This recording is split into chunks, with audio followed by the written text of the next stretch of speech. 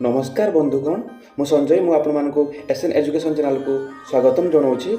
आज आपण बहुत बड़ बिग अपडेट रही शिक्षा संबंधी अपडेट रही जो बंधु मैंने ये चैनल को नुआ कर अनुरोध से इनफॉर्मेटिव वीडियो पाइबापी सब्सक्राइब करनी। चलो देखा कौन अपडेट रही।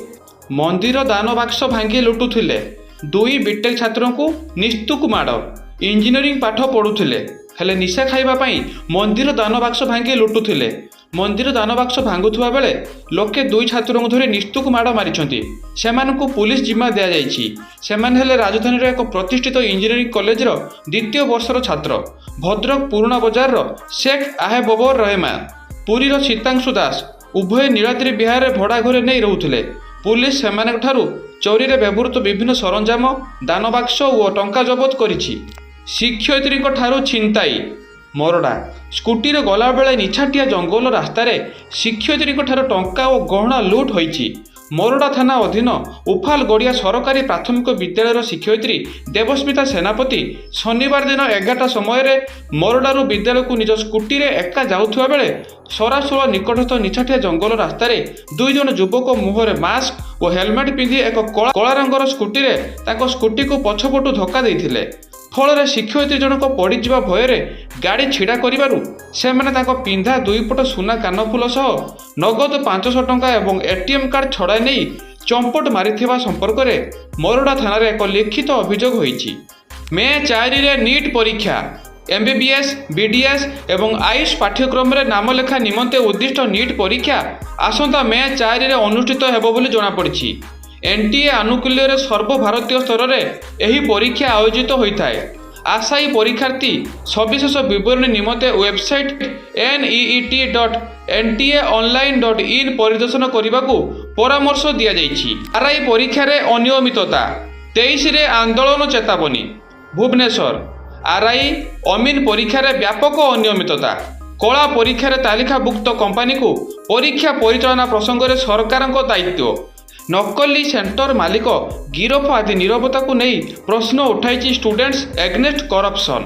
आसंता 22 तारिख सुधा सरकार पदक्षेप ननेले 23 रे मेधावी माने राजरास्ता को ओह्लाइबा सह दुर्नीति विरोध में निर्णायक लड़े लड़िबे बोली चेतावनी दिया जाइछि। प्राइवेट कर्मचारी गुड न्यूज पेंशन 1000 रु बढ़ी 7000 हेबो।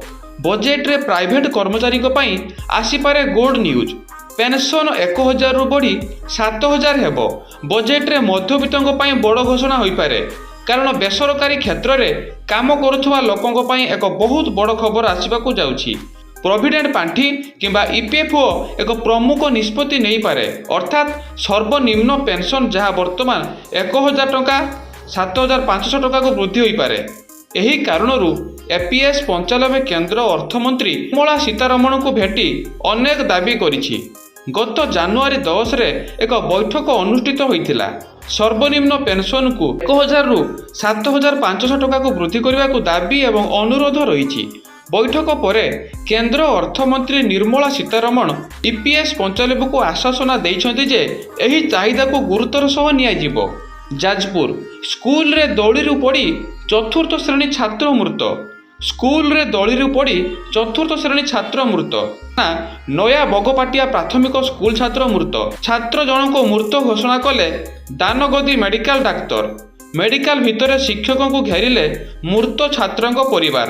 तेबे एपरी घटना पछरे स्कूल कर्तृपक्ष को दायी करिसेंती परिवार लोक। मेडिकल परिसर रे एबे स्थानीय लोक गहली थिबा देखिबा को मिलिछि। गोटे श्रेणी रे प्रथम रु 5म श्रेणी पर्यंत छात्र छात्री पढुचंती पाठ। शिक्षा विभागर विकल चित्र देखा मिली। गोटे श्रेणी कोठरी रे तले बसी प्रथम रु 5म श्रेणी 70 जन छात्र छात्री पाठ पढ़ुंट। मालकानगिरी जिला कालीमेला ब्लॉक मुदाखाल प्राथमिक विद्यालय प्रथम रु 5म श्रेणी पर्यंत मोट 70 जन छात्र छात्री गोटे श्रेणी गृह रे अध्ययन करुछंती। एथिसह उक्त विद्यालय 70 जन छात्र छात्री को शिक्षादान केवल 2 जन शिक्षक अछंती। सूचना अनुसार मालकानगिरी जिला कालीमेला ब्लॉक चित्रांगपाली पंचायत अंतर्गत मुदाखाल प्राथमिक विद्यालय एपरी दृश्य देखा मिली। ए संबंध में मुदाखाल ग्रामवासी प्रकाश करिसेंति जे आज को प्राय 10 वर्ष ऊर्ध्व हेब मुदाखाल प्राथमिक विद्यालय केवल 2 जन शिक्षक द्वारा शिक्षादान चली। ଏଥିସହ ଏହି ବିଦ୍ୟାଳୟରେ ମୋଟ 70 ଜଣ ଛାତ୍ରଛାତ୍ରୀ ଥିବାବେଳେ କେବଳ ଗୋଟିଏ କକ୍ଷରେ ପ୍ରଥମରୁ ପଞ୍ଚମ ଶ୍ରେଣୀ ପର୍ଯ୍ୟନ୍ତ ପାଠପଢ଼ା ଚାଲିଛି। ନୂଆ ରାସନ କାର୍ଡ ଆବେଦନ ପାଇଁ ଖୋଲିବ ପୋର୍ଟାଲ। ରାସନ କାର୍ଡ ବଳବତ୍ତର ରଖିବା ପାଇଁ ଚଳିତ ମାସ 31 ତାରିଖ ସୁଦ୍ଧା ଇ-KYC କରିବାକୁ ପଡ଼ିବ। ଇ-KYC ପ୍ରକ୍ରିୟା ସରିବା ପରେ ନୂଆ ରାସନ କାର୍ଡ ଆବେଦନ କରିବା ନିମନ୍ତେ ପୋର୍ଟାଲ ଖୋଲିବ। ପୂର୍ବରୁ ନୂଆ ରାସନ କାର୍ଡ ପାଇଁ ଆବେଦନ କରିଛନ୍ତି ମାତ୍ର 6 ଲକ୍ଷ। ଆଗକୁ ଆହୁରି ଆବେଦନ କରିପାରିବେ। ଯାଞ୍ଚ ପରେ ନୂଆ ରାସନ କାର୍ଡ ଦିଆଯିବ ବୋଲି ମନ୍ତ୍ରୀ ଶ୍ରୀ ପାତ୍ର କହିଛନ୍ତି। ପ୍ରାୟ 41 ଲକ୍ଷ ଉପଭୋକ୍ତା ଏବେ ବି ଇ-KYC କରିନାହାନ୍ତି। ଇ-KYC ସରିବା ପରେ କେତେ ଭୂତ ରାସନ କାର୍ଡ ହିତାଧିକାରୀ ଅଛନ୍ତି ତାହା ଜଣାପଡ଼ିବ। ଆଜି ପାଇଁ ନ୍ୟୁଜ୍ ଅପଡେଟ୍ ଏତିକିରେ ସମାପ୍ତ ହେଉଛି।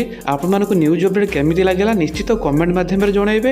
ଆଉ ଯେଉଁ ବନ୍ଧୁମାନେ ଏହି ଚ୍ୟାନେଲକୁ ନୂଆ କରି ଆସିଛନ୍ତି ସେମାନଙ୍କୁ ଅନୁରୋଧ ସେମାନେ ସବସ୍କ୍ରାଇବ୍ କରିଦିଅନ୍ତୁ, କାରଣ ଏହି ଚ୍ୟାନେଲ ମାଧ୍ୟମରେ ଯେଉଁ ଇନଫର୍ମେଟିଭ୍ ଭିଡ଼ିଓ ଆସିବ ଆପଣମାନେ ସର୍ବପ୍ରଥମେ ପାଇପାରିବେ। ତେଣୁ ଆଜି ପାଇଁ ମୁଁ ରହୁଛି ସଞ୍ଜୟ। ଭଗବାନ ସମସ୍ତଙ୍କର ମଙ୍ଗଳ କରନ୍ତୁ। ଜୟ ଜଗନ୍ନାଥ। ବନ୍ଦେ ଉତ୍କଳ ଜନନୀ।